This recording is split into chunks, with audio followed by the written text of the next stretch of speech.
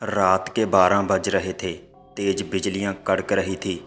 तेज हवाओं से मालती के घर की खिड़कियां आपस में टकराकर और ज़ोर से आवाज़ें कर रही थी।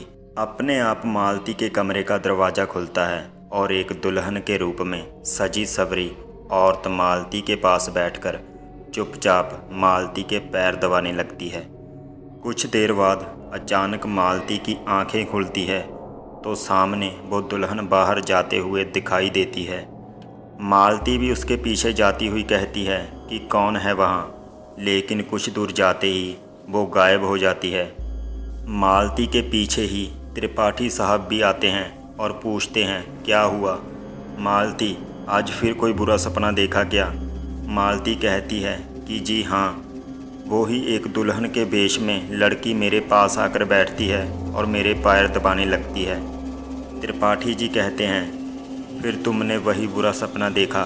मालती कहती है कि वो कोई सपना नहीं, वो हकीकत है जो मुझे अपनी सी लगती है। ऐसा लगता है कि मेरा और उसका कोई रिश्ता हो। आज अगर राजीव हमारे साथ रहता तो मेरी बहू भी मेरे पास रहती। त्रिपाठी साहब थोड़ा उदास होकर कहते हैं कि उस वक्त मुझे अपनी इज्जत और नाम के अलावा कुछ दिखा ही नहीं। और वो दिन याद करते हैं जब सिन्हा साहब, जो त्रिपाठी जी के अच्छे मित्र थे, और दोनों ने इस मित्रता को रिश्तेदारी में बदलने की सोची।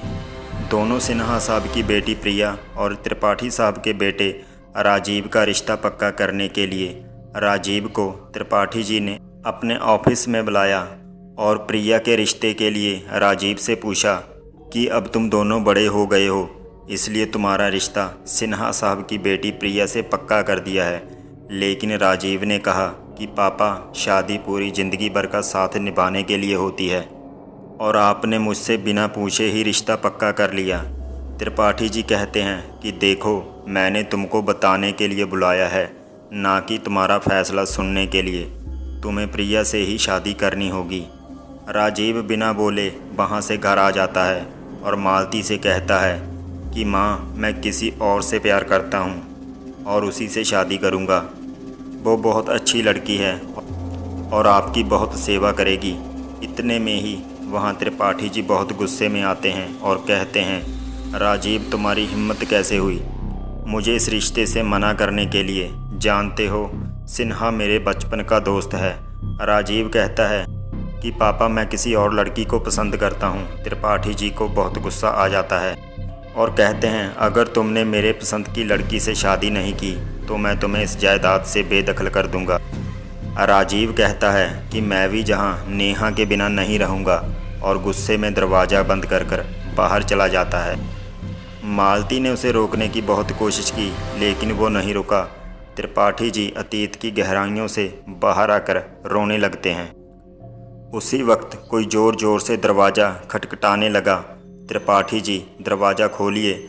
मालती दरवाज़ा खोलने जाती है और कहती है इस वक्त सिन्हा साहब दरवाज़ा खोलते ही त्रिपाठी जी के पास जाकर कहते हैं कि आपके लिए एक अच्छी खबर है और एक बुरी खबर। त्रिपाठी जी, अरे इस वक्त क्या हुआ? सब ठीक तो है ना? नहीं, सब ठीक नहीं है। तेरे कहने पर आज 2 साल बाद मैंने राजीव को ढूंढ लिया।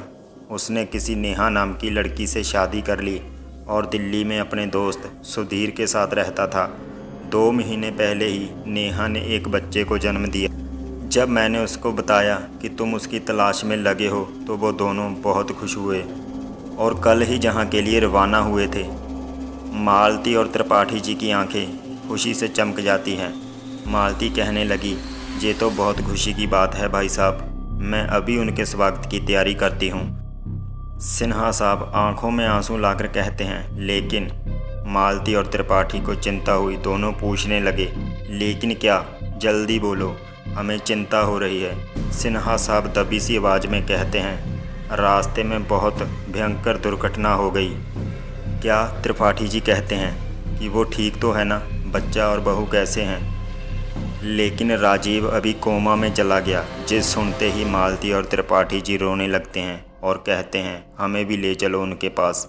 जब मालती राजीव के पास जाने लगी तो किसी ने उसका पैर पकड़ा, लेकिन उसने अनदेखा कर दिया।